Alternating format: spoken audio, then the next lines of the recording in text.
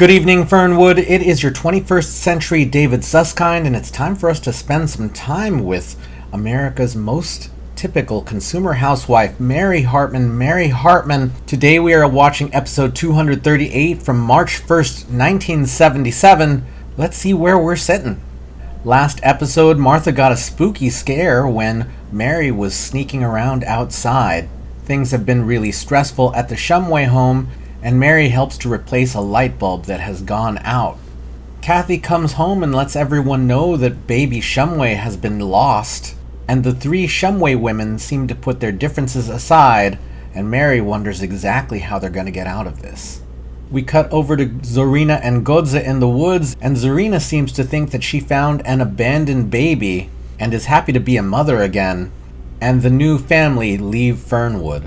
The Shumways, including George and Raymond Larkin, talk about their various troubles. Grandpa Larkin is sad that his girlfriend broke up with him. Next door at the Hartmans in the bedroom, Mary and Tom try to convince Heather what a happy baby she was, since they'd like to discourage her from going to the convent to become a nun. Mary puts on home movies, which she finds very amusing, but Heather is not convinced at all and leaves.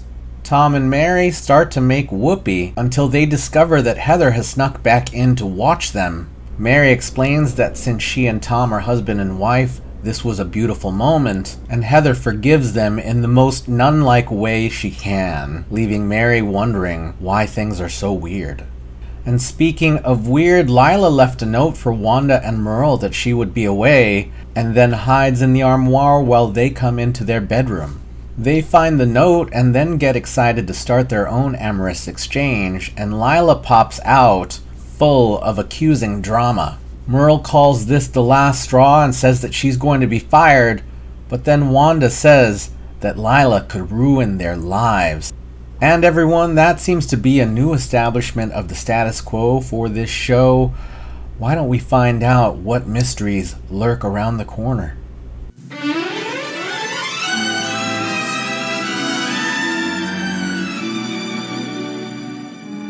Mary Hartman! Mary Hartman!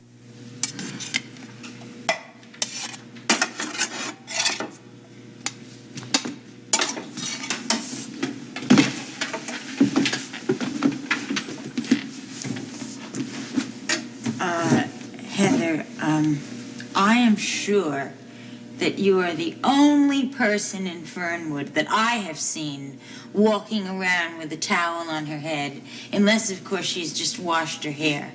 I couldn't realistically expect you to approve. You lack my generation's spiritual inclinations, but I get sufficient satisfaction from the fact that I know that Lori is impressed with my dedication. Lori, who is she? Your saint? Saint Lori? Oh, Mother, really? She's only the most popular, most prettiest girl in all the school. She gets dates at least 2 weeks before every dance. That's all. And she likes me. I see. So you're gonna become a nun because of peer pressure? Peer pressure? What's that? Sweetheart, let me explain something to you. Now, just because Lori is the most popular girl and just because she likes you very much, that is no reason to become a nun. Is Lori going to become a nun too? No, but she's already Catholic and I have to do her one better. Besides, Catholics have more holidays. Oh, holidays? You want holidays? Why don't you become Jewish? Because being Jewish is only fun for boys. Oh, really? Why? Because they get to wear those funny little caps, you know? Mm-hmm. And, well, if you're a girl, being Catholic is more kicky. Well, Heather, if you really want to be religious, what I would do if I were you is I would honor thy father, I would honor thy mother, and I would eat thy breakfast. I mean, right now, I think that thy mother needs thy honor more than thy aggravation. I think right now that thy family is going through very trying times. Because of Kathy losing her baby? Yes. Do you know what I think? What? I think that Kathy lost her baby because of punishment from God. because the baby was conceived from sin. Thou shalt not commit adultery. You really think so? Oh, no, I'm sorry. I beg to differ here. See, it's a different problem here. This was not adultery. You see, Kathy wasn't married, and you can only do adultery if you're married. You know what I mean? Sweetheart, do the best you can. I know they're not great. They don't look like it.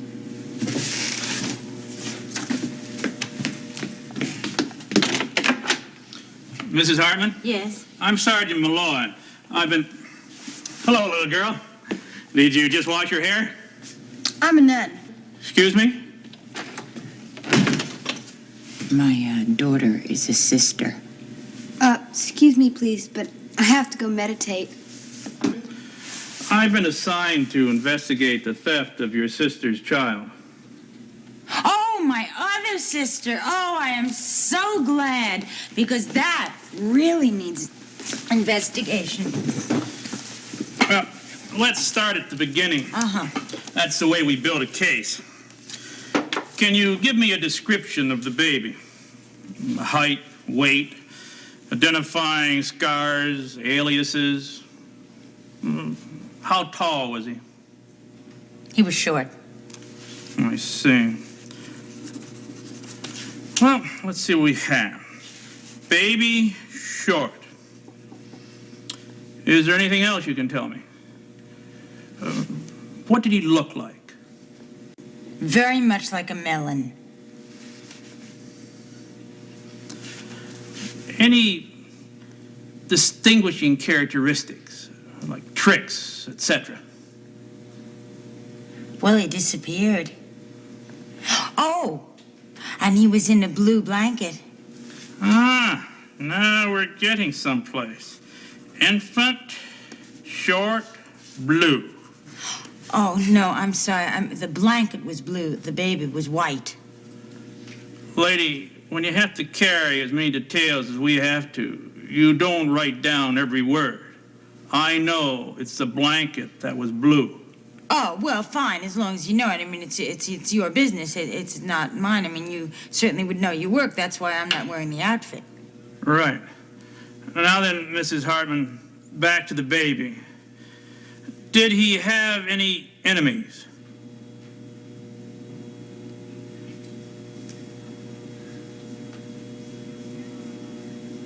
Not that I know of. No enemies. Well, then, I'll keep on this.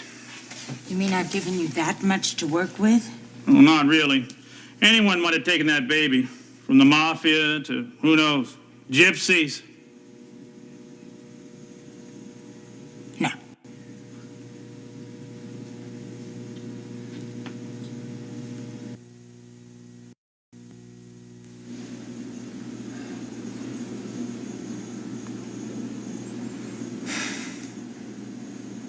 It'll work out, Kathy.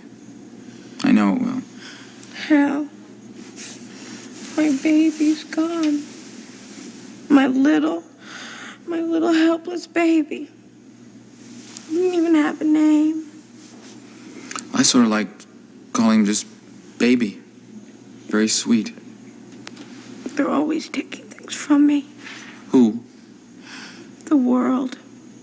Anytime I love anything, or if it's anything that I care anything about, they take it away. It's happened all my life. How do you mean, Kathy? When I got my first pair of roller skates, I kept begging my mommy for a pair, and she finally gave them to me, and you know what happened? You lost him? I lost a skate key. Oh, wow. And I lost my first Angora sweater, and my first genuine leather purse. And when I got my first license, I took it to the Woolworths laminating machine, and it broke, and it chewed it all up. Oh, gee, Kathy. I never realized your life was so full of so many tragedies. Why do these things happen to me? I try and be a good person. All I do is I want to just give love.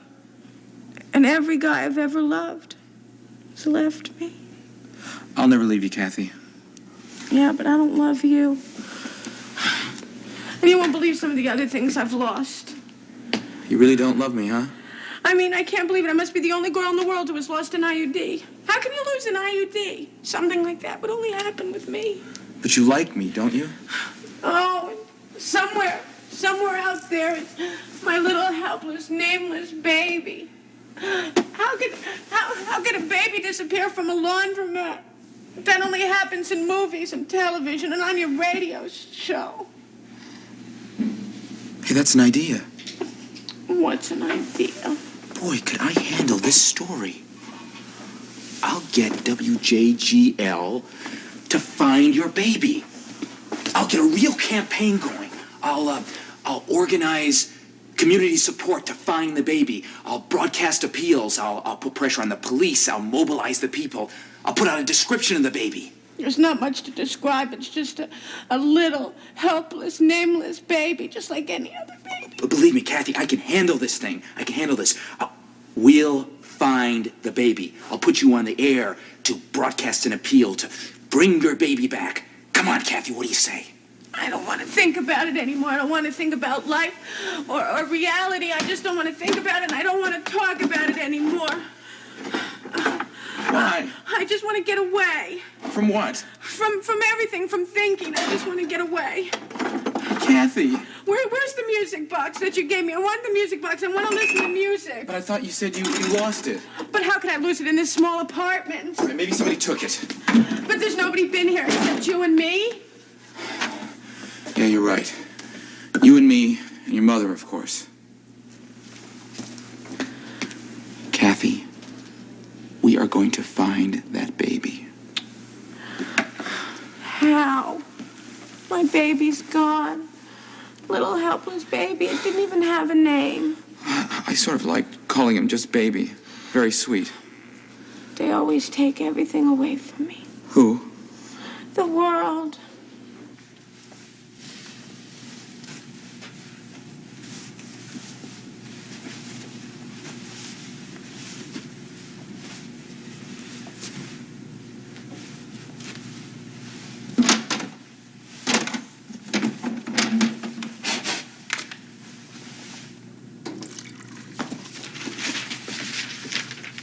Hi, Mr. Bell. Yeah, I was beginning to think you wasn't going to show up. No, I had to finish up some work at the office.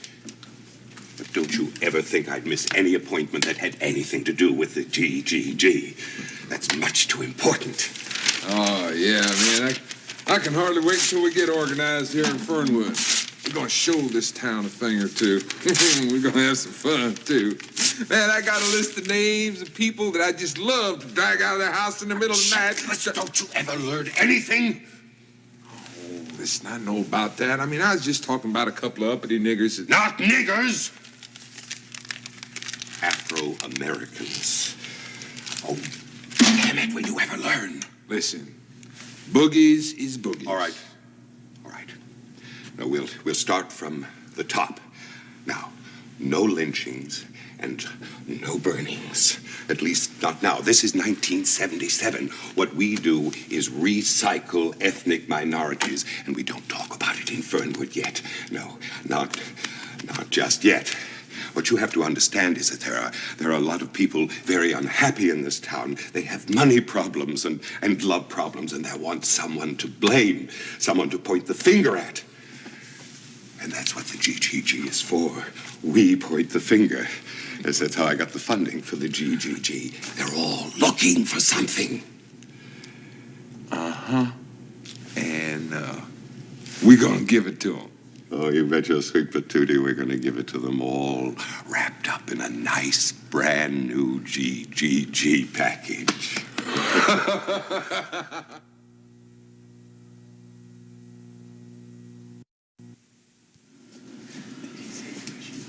What?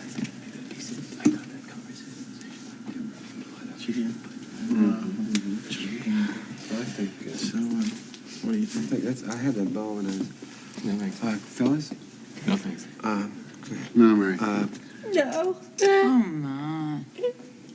No thanks, sweetheart.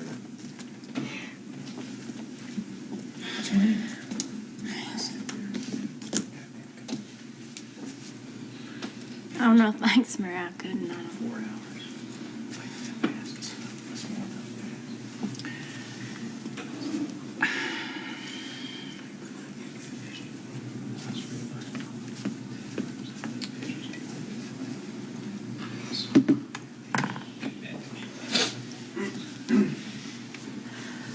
Listen, everybody, listen, I'd just like to welcome you to the welcome home from jail and gypsy and goodbye Pat Gimbel party. And since this is a party, I have a wonderful idea, which is why don't we all have a wonderful time? Even though Pat has no place to live and her son is away from school and she has no job and her husband is dead, isn't it wonderful that she isn't in jail? I mean, isn't that wonderful? Listen, I feel I know it's upsetting you all, and I just want you to know that babies are lost and found every day. I mean, they really are. Remember Moses? Do you? Well, now, they didn't have laundromats in those days. I mean, at least not reliable ones.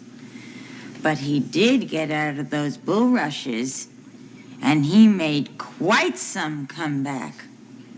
Quite a comeback he made. So why don't we use Moses as our inspiration, and let's laugh a little. You know, let's enjoy ourselves, let's have a good time, and let's think good thoughts. Enjoy. Thank you.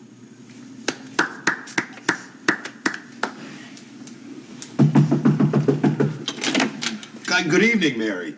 I didn't know you were having a party. I was just passing by. I thought I'd stop in and say hello. Oh, come on in, come in, and welcome to the party, which isn't a party, of course, because, of course, you would have been invited had it been a party. But come on in and meet all my friends and neighbors who just happen to be here. Everybody, this is Mr. Vernon Bales. He's the gentleman who Tom and I get paid by.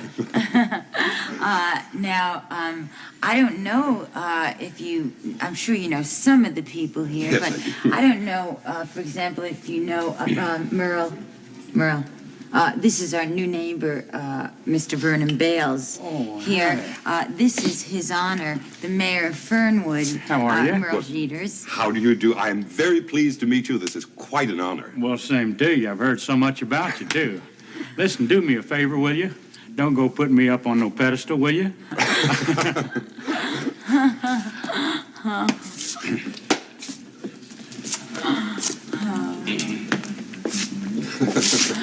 Merle's, you know, he could be a very good, fun friend for you. That is, if he likes you. Now, his wife, Wanda, is out of town. I think they have their problems. I think they're sexual. Just keep it private. Oh, yes, well, this it sure seems like a swell party. Well, now, I'd like you to meet now. This is my best friend, Loretta. What? Loretta Haggers. This is Vernon Bales. How do you do?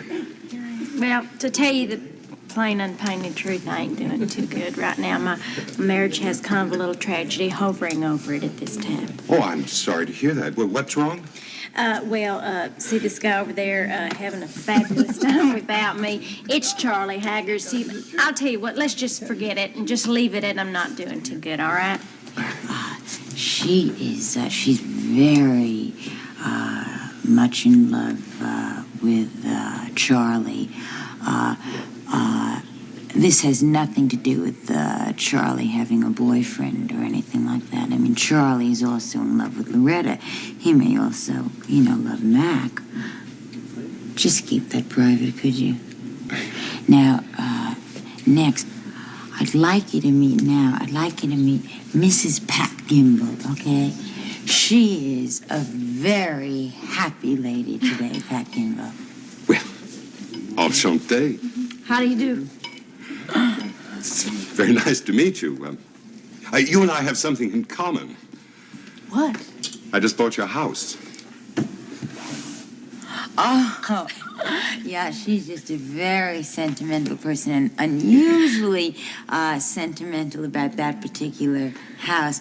And, you know, that killing of her husband was just an accident. It's not that she didn't want to do it. She did. Just keep that private, could you? Yes, well, my goodness, all your neighbors certainly do have their problems. Oh, yes, we're so happy. I mean, we just have everything we could ever want. We really do. You know what? Now, I'd like you to meet my parents. My mother is about the most cheerful woman you'll ever meet. Ma, this is Vernon Vales. How do you do? What's the matter, Mother? Oh, Mary, you were so inspirational with that story about little Moses in the bulrushes. Oh, it was wonderful, but it's not the same as Kathy losing her baby in a laundromat with no name. You see, Ma, she's talking about the laundry accident. You see, my sister forgot her little baby in a laundromat. So they checked out all the machines, and because they couldn't find him in any of the machines, they think he might be stolen. I think they have a very good sexual life. Just keep it private. Yes, of course. Grandpa! Oh, wait till you meet my grandfather. He has some of the funniest stories. Hi. I just lost the two most precious things in my life. You know that gold watch I inherited from my grandfather? Yes. It's gone. Oh, no. Do you know that everyone around here is losing things? I mean, this is getting to a dangerous point. I think we may have to call the police in on this. What else are you missing? I forgot. Did I tell you about watch? Yes. Yeah. Oh, yes. The other thing I lost is Bobby. Oh, Barbie. See, now, Barbie, she was a very good-looking woman and a pity to lose. Oh, and she told me to tell you something, Martha. Oh, Grandpa, please don't tell me any more bad news. I just cannot take it. The hospital administrators said that you were supposed to be cheering up the patients, and all you've been doing lately is depress them. So they fired you.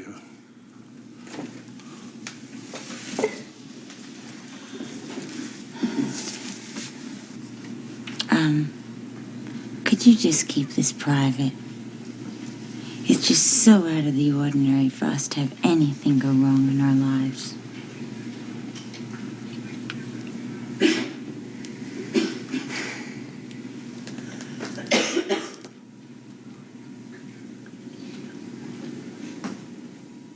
So we have a second episode of Resetting, and I expect this would be time for new viewers to come on if they weren't already up to date with all of the things going on in Fernwood.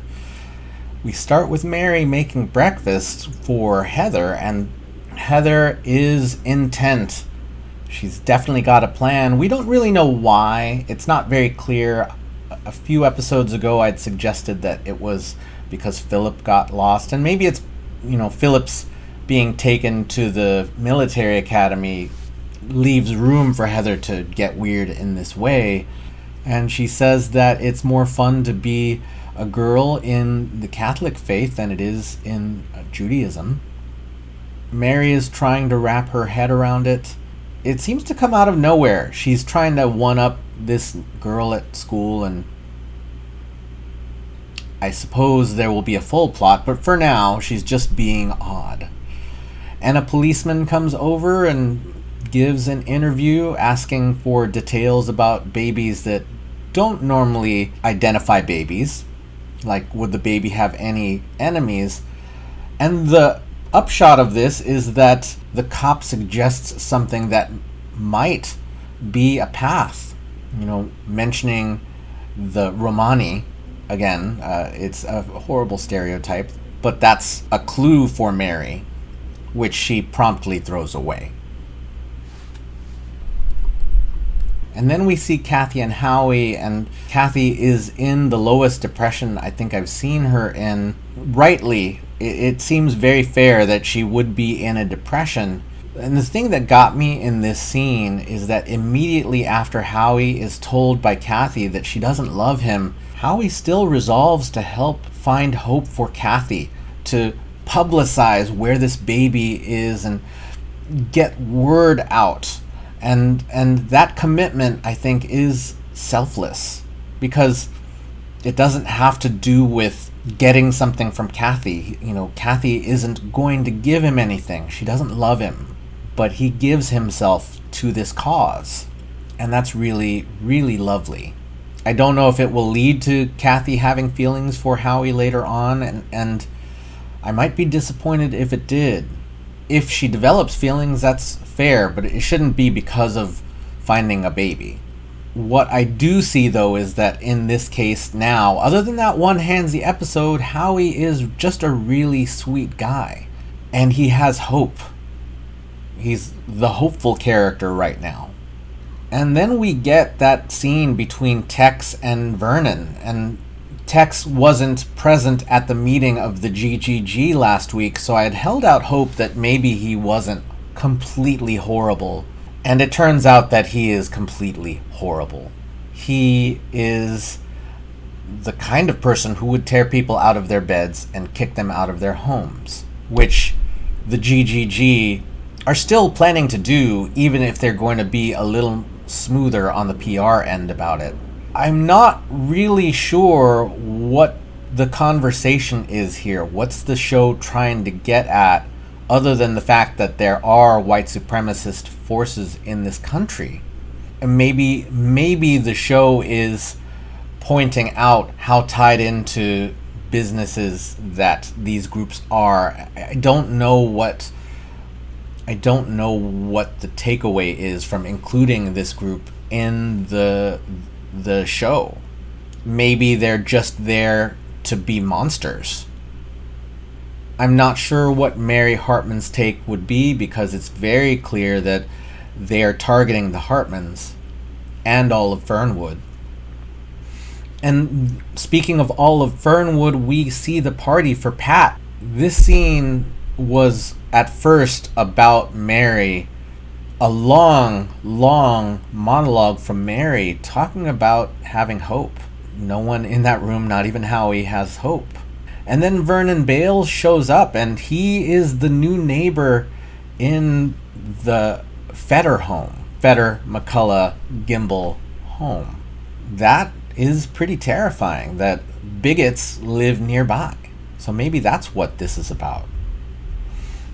As far as the scene is concerned, Mary introduces Vernon to everyone that we care about in this show, and we get the reset for potentially new audience members to be showing up every night. So y'all, this is another establishment of the ground floor of this show, plus some of the weirdness that is going on. I've got a dark feeling in the pit of my stomach, but thanks for being here, and thanks for watching. Thanks for leaving your thoughts and feelings and impressions in the comments. Thank you for taking some time with America's most typical consumer housewife, and we will see you tomorrow night in Fernwood.